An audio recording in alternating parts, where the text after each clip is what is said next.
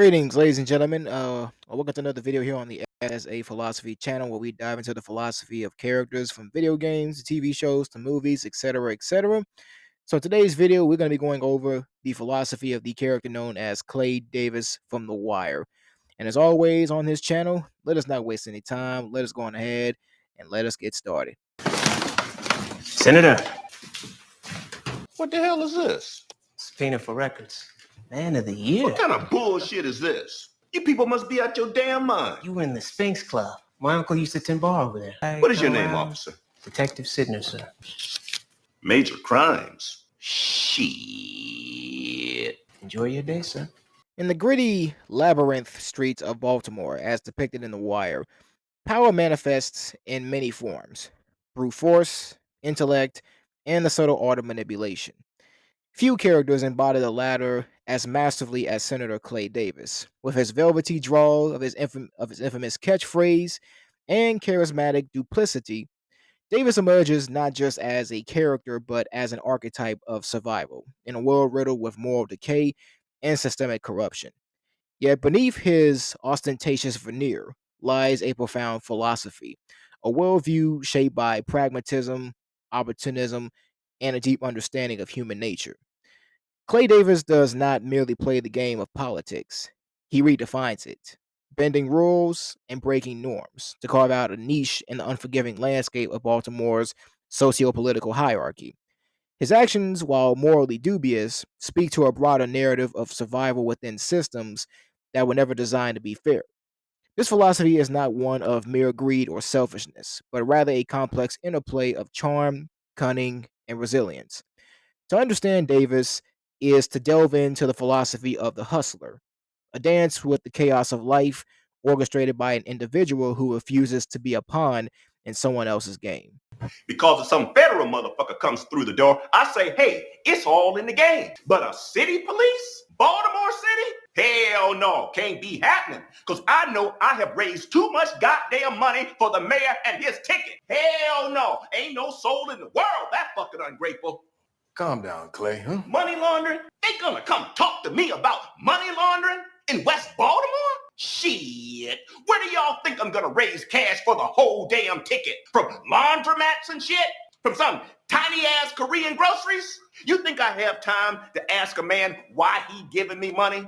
Or where he gets his money from? I'll take any motherfucker's money if he giving it away. Yeah, well, I don't want to know. I know you don't want to know, but I'm scratching and clawing to get it done for you, Clarence. For you and me and the rest of the team. And who comes through my door but a Baltimore City police looking to get up into my shit about it? Clay, we didn't know about that. I'm sorry, I got to leave up out of here before I lose my damn mind. Clay Davis wields charm like a weapon, cutting through defenses and disarming opponents with his affable demeanor. His charisma is not merely a superficial trait, but a calculated strategy. Davis understands that people are drawn to what they find relatable or aspirational. By positioning himself as a man of the people, he creates an illusion of solidarity that masks his true intentions. So, charm in Clay Davis's hands is a calculated instrument of influence. He uses it to disarm position. Davis's charm functions as a shield, softening potential adversaries. His genial demeanor and exaggerated expressions of sincerity create a facade of approachability, making others less likely to confront him aggressively. When cornered, like a perfect example is that when he's cornered, he doesn't panic. He leans in, of course, into his charm with phrases, his iconic catchphrase, of course, elongating the word to diffuse tension and evoke a sense of camaraderie or humor. You know me. I'm disappointed. I am. My brother, let's be fair. I'm providing you with the opportunity to go head to head with the state's attorney in a case that's going to be front page news. For all that profile, shit, partner, you should be paying me a fee. Seriously, dog. For 20,000 cash to my campaign committee, I'll get myself indicted federal. Let you go to trial on that. Beat the feds like a stepchild and really make a name for yourself. Fuck you. No, son, I'm gonna make you. Motherfuckers gonna be wiping their ass with Johnny Cochran's memory and carrying your business card in every damn pocket before we done. I already got more rep than any lawyer would ever need. Why don't you save that silver-tongued bullshit for the jury? Davis's ability to make people feel important or valued is a cornerstone of his charm. He tailors his interactions to align with others, their self interests, convincing them that their success is tied to his own. And this adaptability ensures his charm remains relevant to the person he's targeting, avoiding redundancy or insincerity. Clay Davis is so he avoids a static approach to charm by ensuring it evolves based on context and audience. Unlike a generic charismatic persona, Davis understands that charm must be situational. So, when speaking to voters or constituents, Davis adopts a populist charm, using rhetorical flourishes and relatable anecdotes to appear as one of them.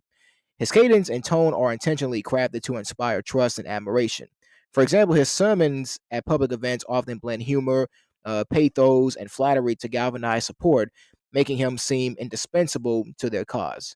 I wish I could tell you it's a shock, but it seems to happen in every city where we get us placed inside the power structure and we become targets. I know you're right. I'm not saying it's a black-white thing. State's attorney, Mr. Bond, he's black. But if it serves his purpose, gets his name in the news, ups his profile, he'll do whatever the folks pulling the strings want him to do, whether it be character assassination, tied a noose in the rope, whatever.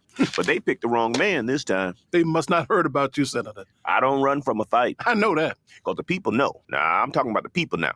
The people know what I've done for West Baltimore and this city as a whole. They know the battles I fight in Annapolis every day.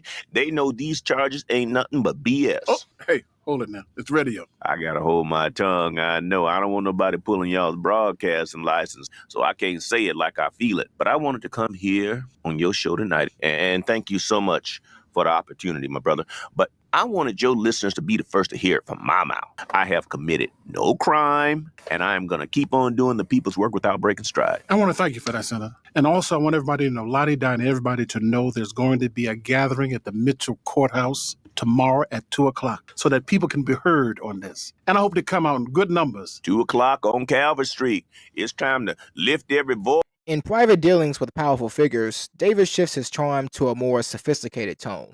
He flatters their intellect or reinforces their belief in their own importance, positioning himself as a reliable partner. So, for example, his wheeling and dealing with corporate or political entities often involves a mix of charm and plausible deniability, ensuring he never loses credibility entirely. Russell Bell. I know B&B like I know 1,000 other outfits, but I don't know him. Why should I talk to him? Because Russell's a good man, and he's ready to run. Then let him run for you. Okay. You know who that is? Got your running shoes on? You're in. That's the faucet? Shit, as far as the federal money's concerned, he's everything. Faucet, the goose. A goose. The one that lays them golden eggs. So, when it comes to charm as a mask of manipulation, Davis's charm is inherently deceptive. It's not an extension of his true self, but a mask what he wears to manipulate perceptions. And this intentional detachment from sincerity allows him to exploit trust. His charm lures others into a false sense of security, making them more susceptible to his schemes. The dynamism of his charm lies in its ability to make exploitation feel like collaboration and deflecting criticism. When Davis is under scrutiny, he uses charm to redirect the conversation. His lighthearted tone, coupled with an ability to feign outrage or confusion, shifts focus away from his actions and onto his persona. Example is during his trial. His over the top charm wins over jurors and distracts from the intricacies of his corruption, reframing himself as a victim of circumstance rather than a perpetrator. My neck of the woods, it's a jungle out there. Everybody living hand to mouth, improvising, hustling, make do with as little as you can imagine. Hell, that TV show, what the Survivor? Man, they want some good contestants. They need to come around West Side. Folks I know, we do great on that show. Practice every damn day of our lives. Hell, and Fear Factor? Oh, shit. Don't even get me started. Forgive me, but I still don't understand how that justifies. Let me tell you something, brother. I don't know how they do it out in Roland Park. Maybe Prosecutor Obama can enlighten me on that. But my world is strictly cash and carry, and I am Clay Davis. My people need something, they know where to find me. Let me tell you, brother, I step out the door, hit the corner of Mosier and Pennsylvania, you better believe my pockets are bulging. But by the time I get to Robert Street, Objection! Objection, Your Honor! Senator, take a seat and refrain from offhand references to Mr. Bond. my apologies, Your Honor. But these charities were set up for basketball leagues and city rec centers, weren't they? Yeah, but you give me 20,000 for a basketball and an air pump, I am pulling goodly on that for whoever comes at me. Senator Clay, I got to bury my mother, bail out my son, buy a new shirt for a job interview, pay my child's asthma doctor. Takes me half an hour to go 100 yards. And excuse me if I didn't ask that old arthritis woman for a receipt, or that young mother needed the Similac to sign a damn piece of paper so I don't have to be up here in this box right now explaining to folks who never been in our neck of the woods how things truly are. And if a jury of my peers, you all, deem it right and true for me to walk out of here an upright and justified man, oh, I ain't gonna lie to you. I'm gonna do the same damn thing tomorrow and the day after that and the day after that until they got me laid out at Marge's funeral home and trucked me off to Mount Auburn. So the risks of overusing charm. So Clay Davis's charm, while potent, is not without its limits. The deeper his audience digs, the more fragile the facade becomes. And to counter this risk, he ensures his charm remains a dynamic tool rather than a static crutch.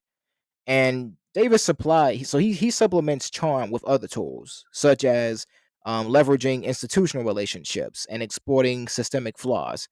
And this ensures that even when charm fails, he still holds cards to play. So, by occasionally showing vulnerability, whether feigned or real, Davis keeps his charm from appearing manipulative. He invites sympathy, which enhances his perceived authenticity and softens the blow of his actions. His ability to navigate rooms filled with both the powerful and the disenfranchised speaks to his mastery of human psychology.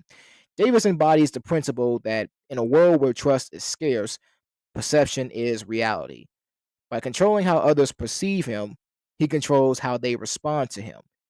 This manipulation of image allows him to operate within the cracks of a fractured system, extracting resources and influence from every interaction.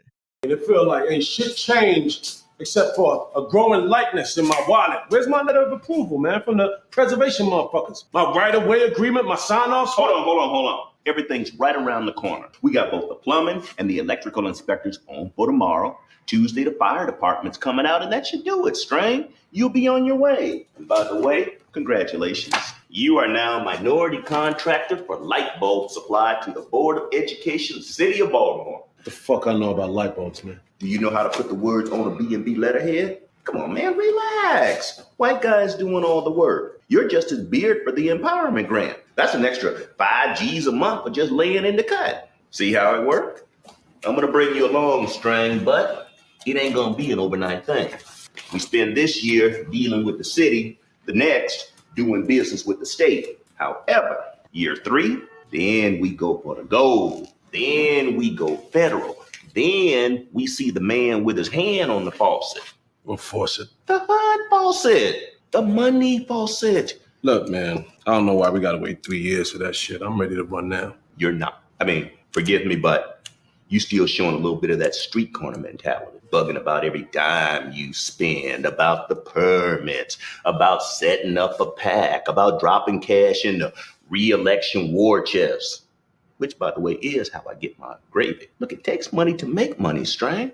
Otherwise, hell, every pauper be a king. You know what I'm saying? I'm ready to run now.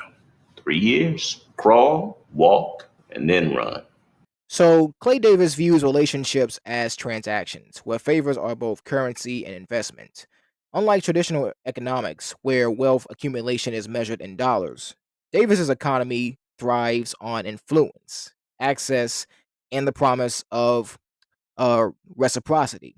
So, here's a breakdown of how this system operates. Favors as a currency. Favors function as an informal yet highly valuable currency. Davis often extends help, be it securing a government contract, pulling strings for a friend, or endorsing someone politically. These favors come with an unspoken expectation of repayment, ensuring his network remains indebted to him.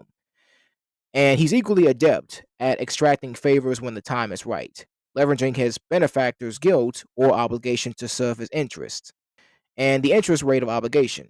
So every favor comes with an implicit interest rate.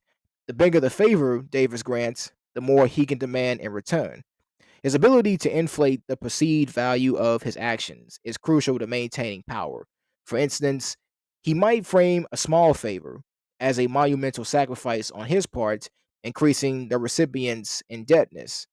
When collecting on a favor, he ensures the repayment far exceeds the original investment. So, networking as an ecosystem. The economy of favors thrives within a network of people willing to play the game. Davis doesn't just interact with individuals, he cultivates an ecosystem where everyone's actions, debts, and loyalties orbit him. Key strategies include mutual dependency. He ensures that others depend on him as much as he depends on them.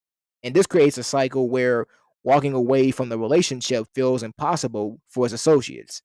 Hierarchical management. He maintains connections at different levels of influence, business leaders, union bosses, and even street level figures to ensure he has leverage in various arenas. Now your man better be as good as his word or your word. If you're still in possession of that kind of mentality, Let's do it.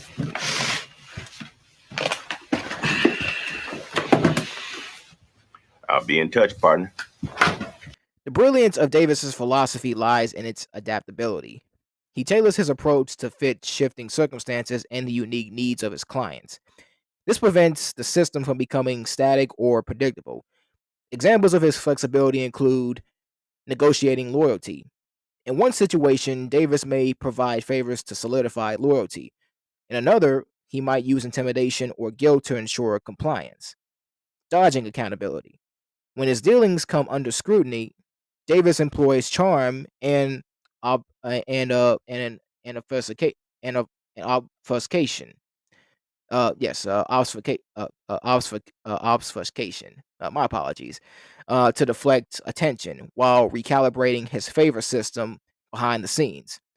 Now, unlike rigid power players, Davis doesn't cling to alliances out of principle. If a relationship no longer serves him, he subtly disengages, often without burning bridges, preserving future opportunities. And at its core, there are implications of this. So, at its core, the economy of favors reflects a cynical but pragmatic worldview. So, for Davis, power isn't about dominating others outright, but about creating webs of influence where he's the central node. And his philosophy dismisses traditional ethics as obstacles to success in a corrupt system. In his eyes, morality is for the naive. What matters is survival and dominance within the system as it exists.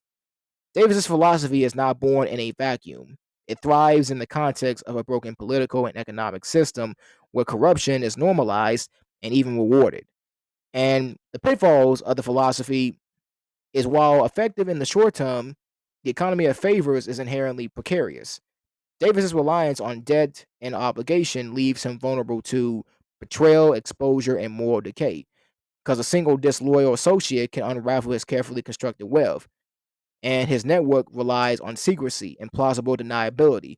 If public scrutiny pierces his veil, as it happens during his trial, his power collapses, and his philosophy erodes not only his integrity, but also the institutions he interacts with, further perpetuating systemic dysfunction. Now then, I show you a canceled check dated 22 January 2007 from Sterner Ernst and Bauer Development Group made payable to West Baltimore Hoops Incorporated in the amount of $11,000. And this dated 23 January 2007, a check drawn on the West Baltimore Hoops Incorporated account in the amount of $11,000 and a deposit slip dated 23 January, same year, to your personal account in the amount of $11,000. I come here to help, but y'all out for blood. I'm not answering no more questions. You are invoking your right against self-incrimination, sir? Damn right. Then we'll conclude this testimony.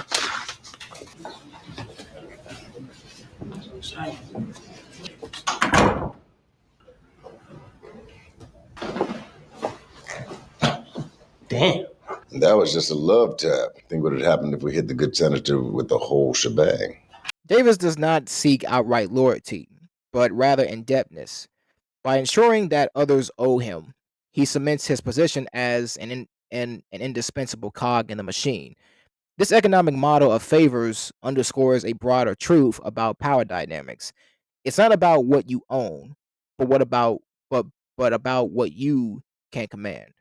And it's your people up in my shit. Not no feds, not no safe people from Annapolis. It's motherfuckers from my own city. My hands are tied here, Clayton. It's a new mayor, a new state. I'm out there doing the Lord's work for you, Irv. You know it. Who got that pay raise through the council?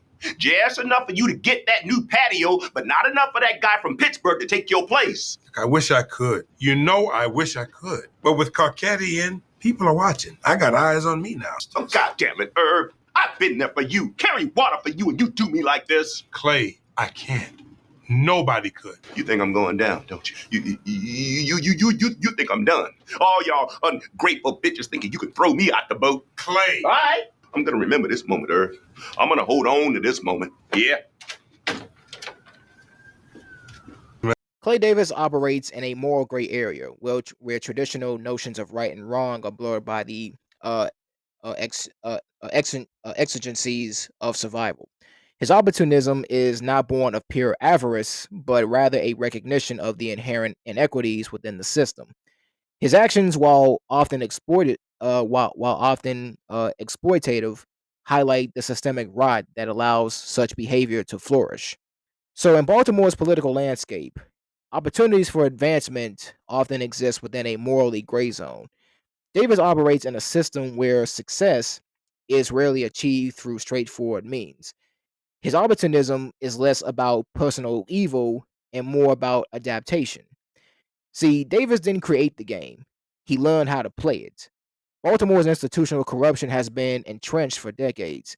Davis sees himself as a product of this environment, where opportunism isn't just a choice, it's a survival skill.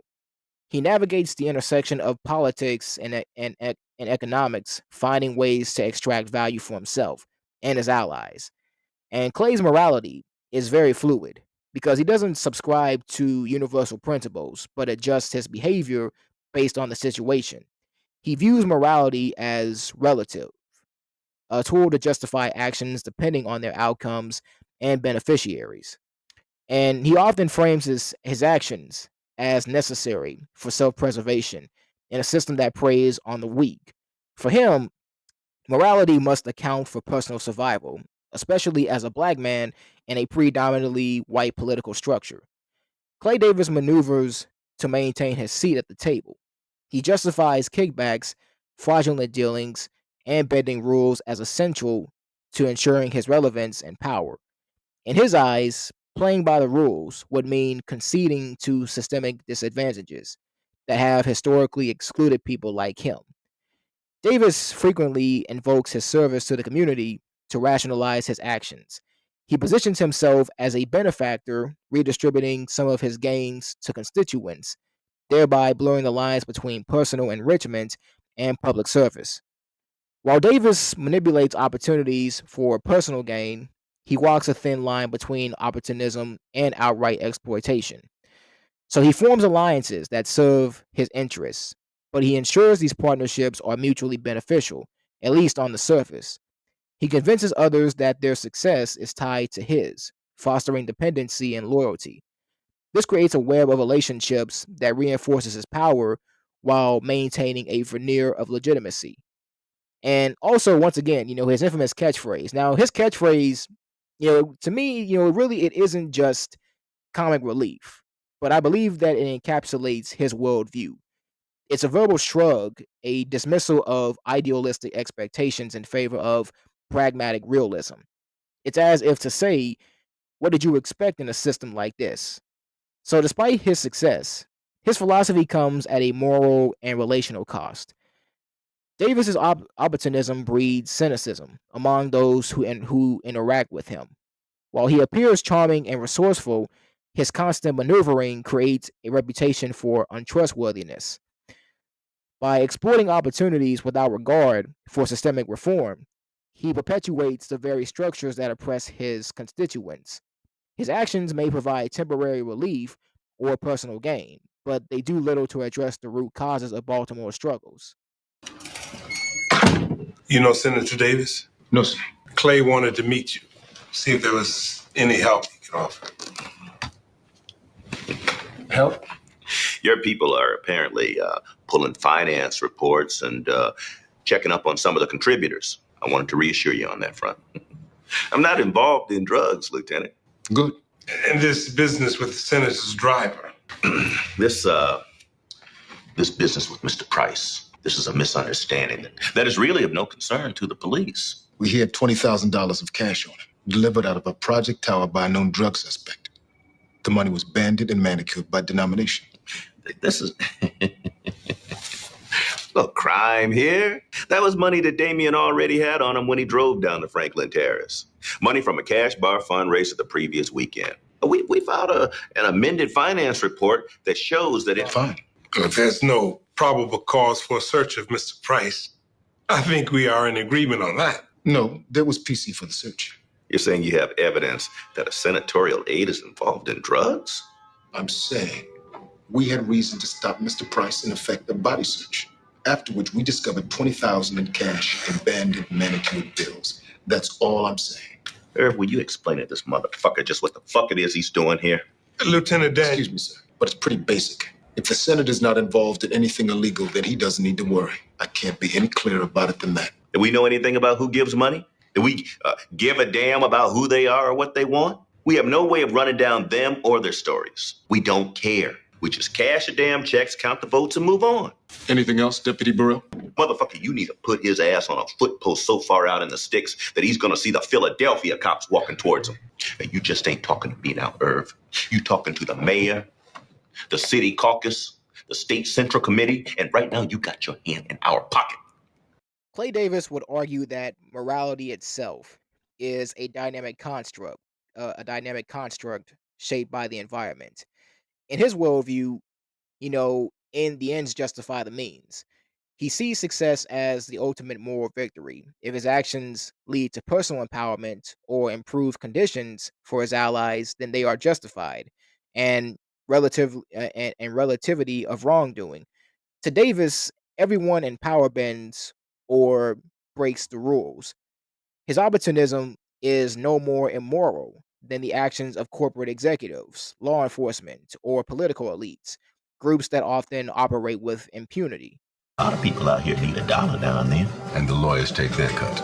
On both ends. Though I gotta say, he gonna let you rob one of his clients only so much. I mean, once you get a Barksdale or a Joe Stewart on the hook, you wanna go deep on their ass. Levy will let you get a taste, but he won't let you run wild. Because once you get past these motherfucking lawyers, you can really play the pimp.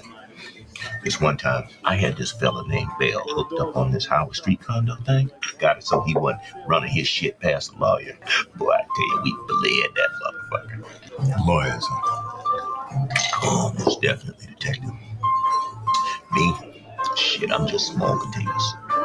Just a working politician from Woldbrook Junction trying to make his way from this world into the next. What else can you give me, Aligi?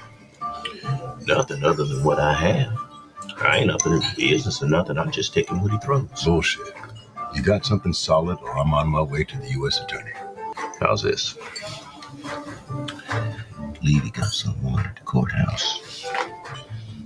Oh, hell yeah. Levy been buying papers now for years and selling them to whoever needs an early look. And don't think there ain't no real money in that. Prosecutor? I don't have a name, truly I don't. But it seems to me, you start looking at the people hanging around the grand jury, you'll find them right. Now I know I've said enough to buy my case back. You know, you could buy a round too. So, lessons from Davis when it comes to his opportunism. While Davis's morality is opportunistic, it reflects the broader truths about human behavior and survival in a corrupt system. Number one, adaptability is key. Davis thrives because he understands how to adapt.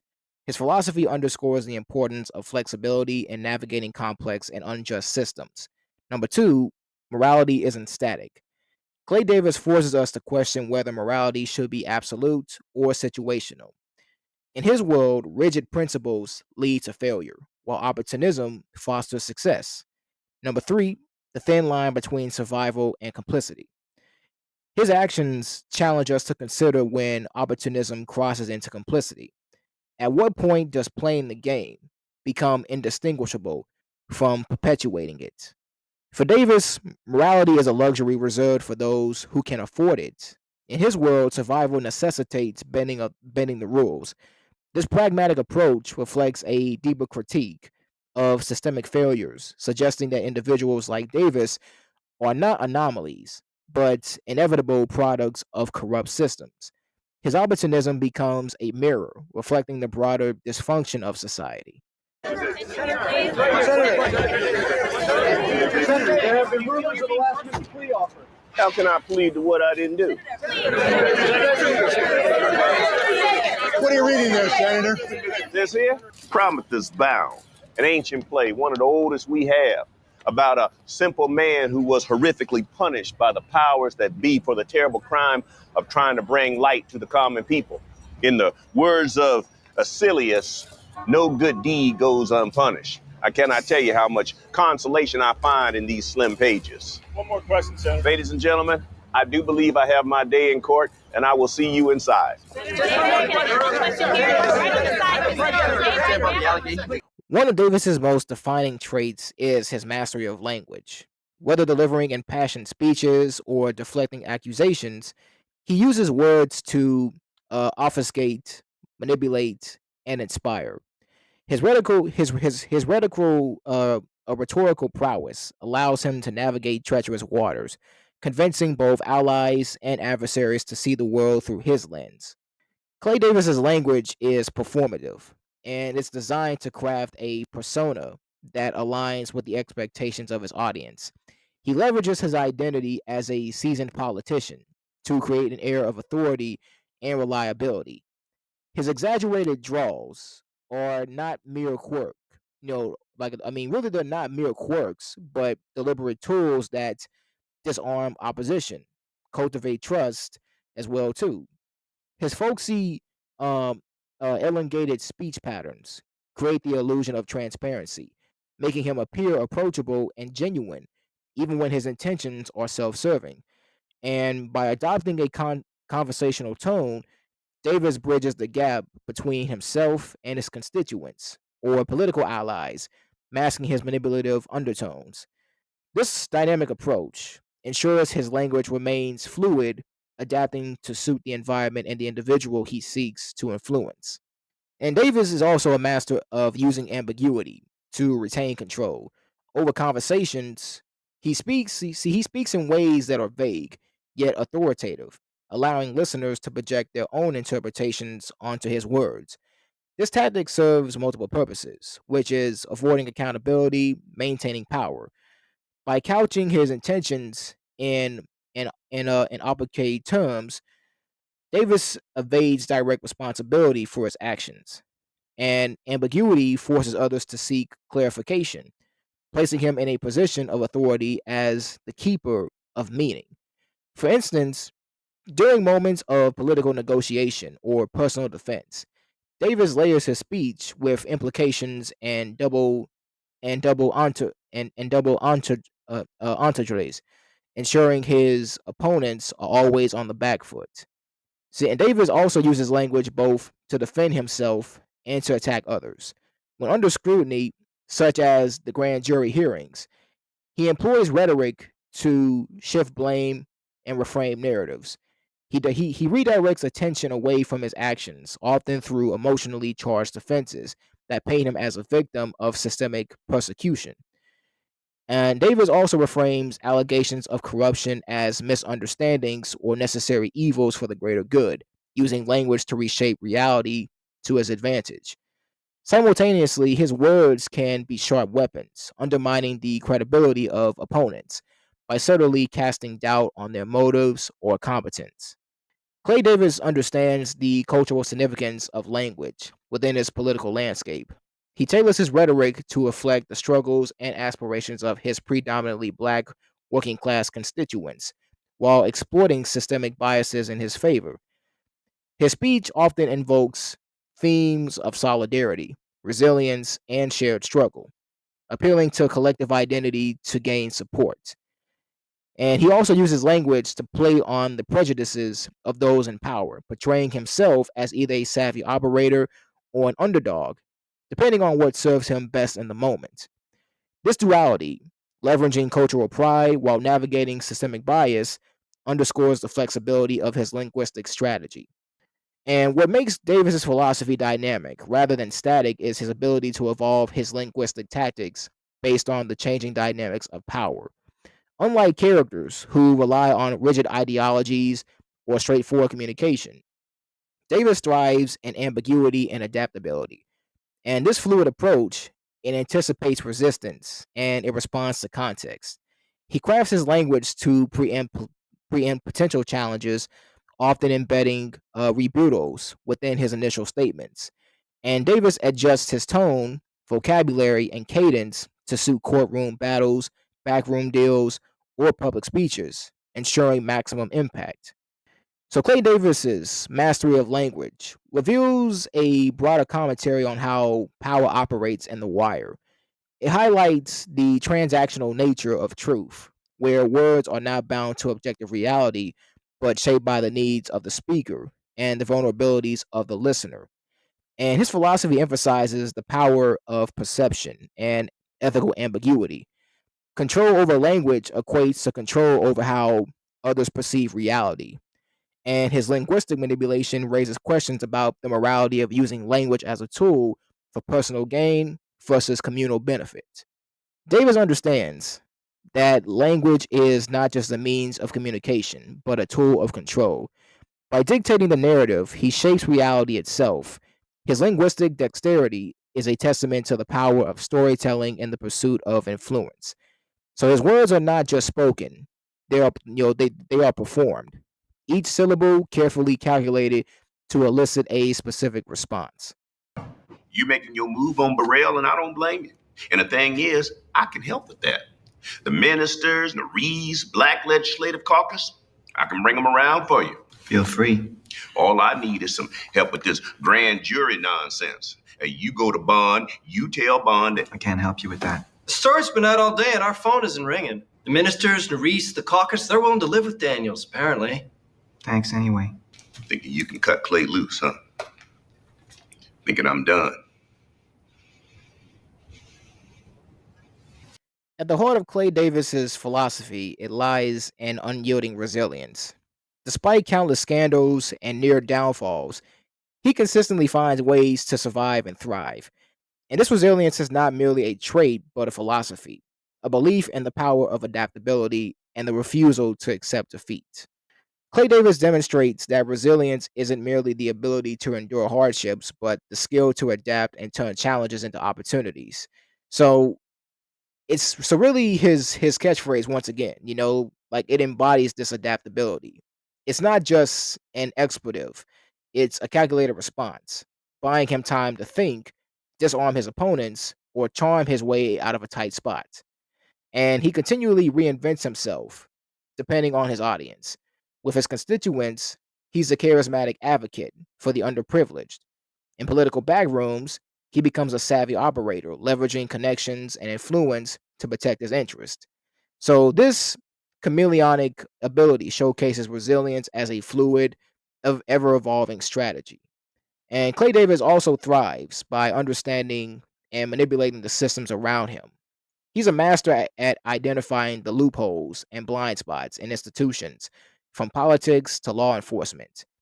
His philosophy of resilience hinges on a keen awareness that these systems are often corrupt or inefficient, providing openings for someone bold enough to exploit them. So Davis doesn't merely react to adversity. He proactively positions himself to benefit from it. His resilience is evident in how he turns political scrutiny such as a corruption investigation, into a platform to gain public sympathy. He frames himself as a victim of systemic racism and political vendettas, redirecting the narrative to suit his goals. And resilience for Davis is not anchored in rigid moral codes, but in pragmatism.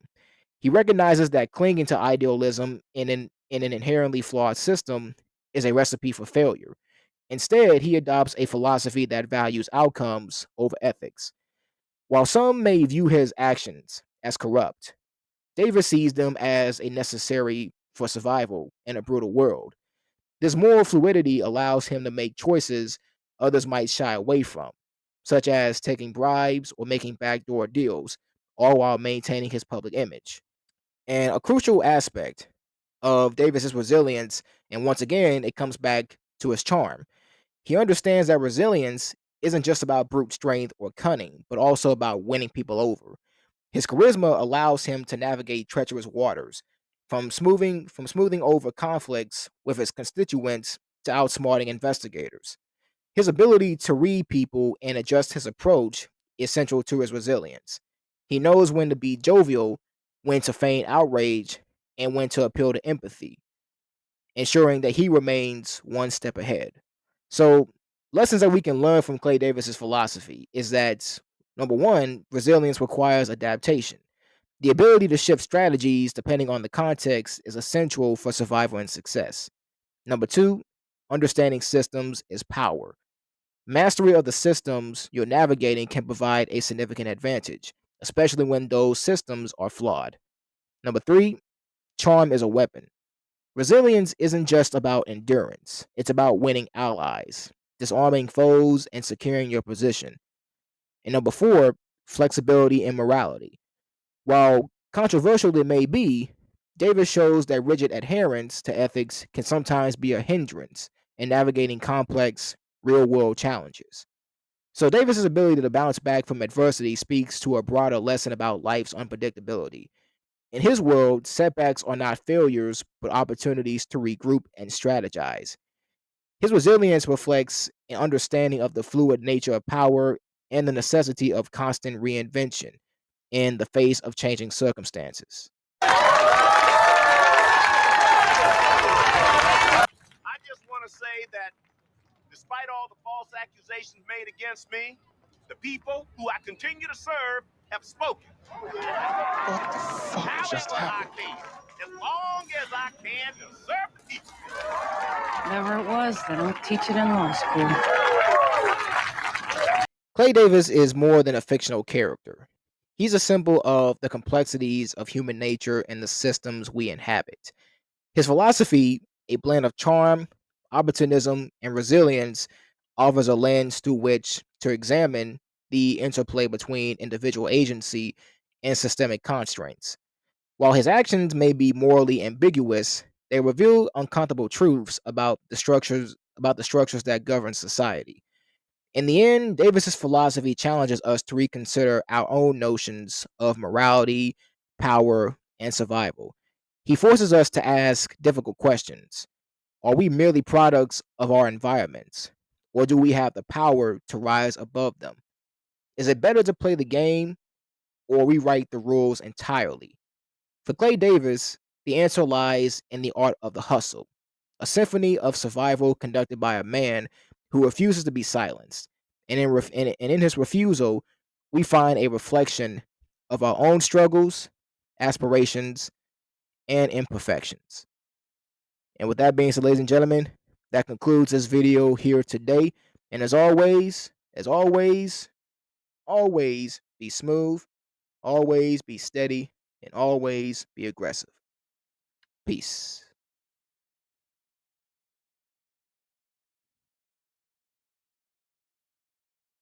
Shit, boy. Think I'm gonna be the scapegoat for the whole damn machine? Shit. Clarence is gonna. Shit, as far as the federal money's concerned, he's everything. The faucet, the goose. A goose. The one that lays them golden eggs. Major crimes. Shit.